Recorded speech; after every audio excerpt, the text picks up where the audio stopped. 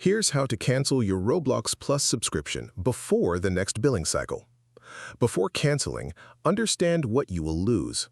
Roblox Plus gives you the ability to trade items, access exclusive avatar shop discounts, and other benefits. These end when your subscription expires, so if trading is important to your account, consider that before proceeding. Open Roblox and click More on the left sidebar. Then go to Settings.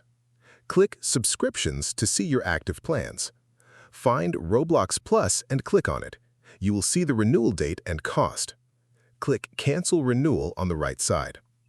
A confirmation screen will show you exactly when your benefits expire. It is the end of your current billing period, not immediately.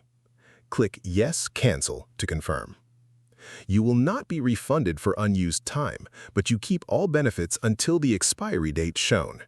If you change your mind, you can resubscribe before that date and continuity is restored.